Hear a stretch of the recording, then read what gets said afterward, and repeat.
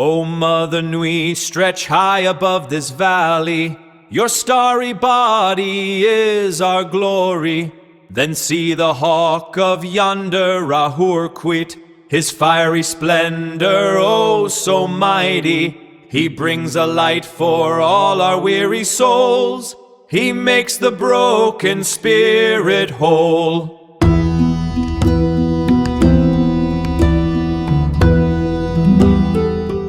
Welcome to the deep dive. So, today we're unpacking something pretty wild.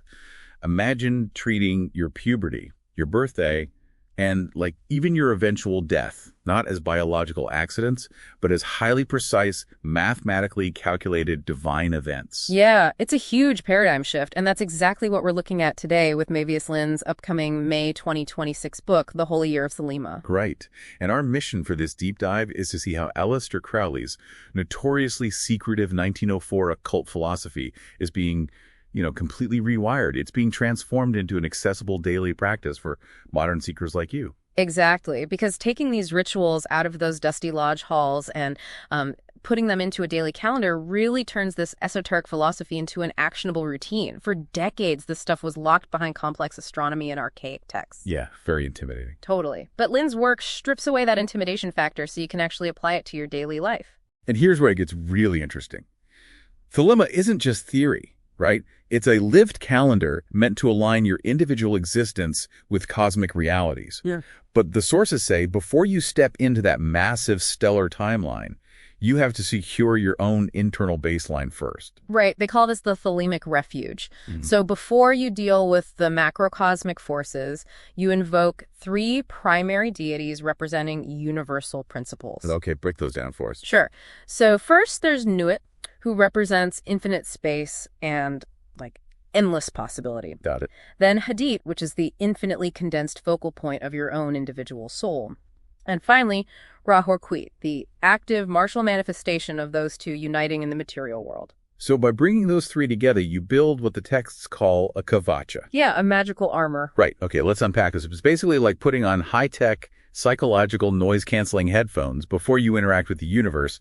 You're blocking out the static so you can tune into your specific frequency. That is a perfect way to put it.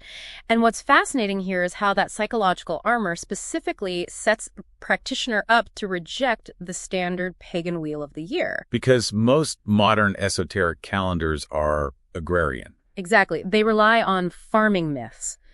Celebrating planting, harvesting, earth-based fertility cycles.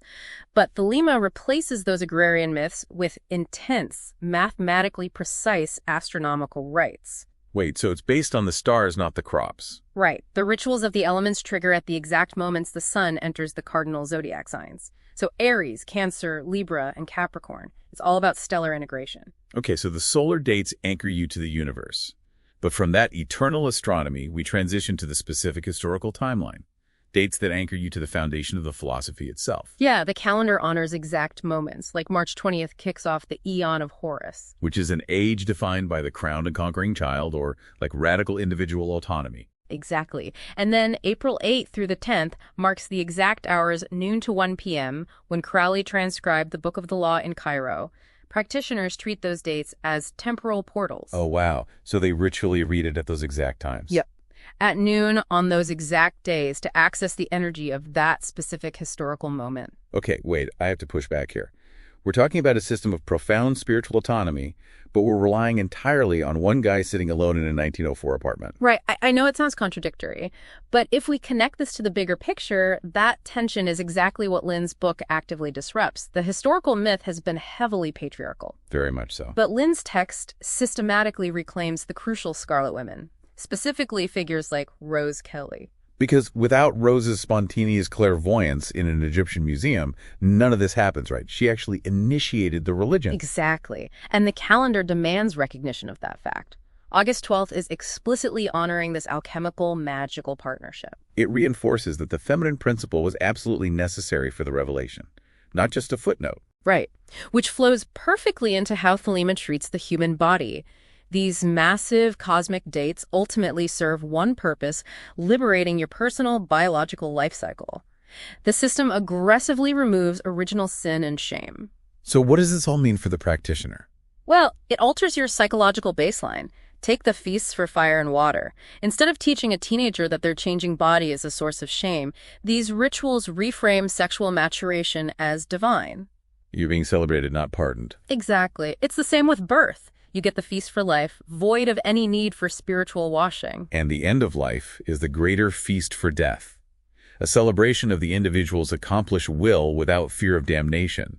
It's treating your physical timeline as the ultimate holy site where every day is an internal feast. And backed by the rigorous historical scholarship of Dr. Richard Kaczynski, Lynn proves these aren't just parties. They are practical, adaptable tools for finding your true will. Your uncompromised purpose. So Lynn has successfully translated a famously intimidating occult philosophy into a practical tool, which leaves us with this thought to end on. Oh, this is a good one. If you had to create a personalized annual 3-day feast to commemorate the exact hours that permanently shifted your own spiritual or psychological paradigm, what dates would you choose and what would your liturgy look like?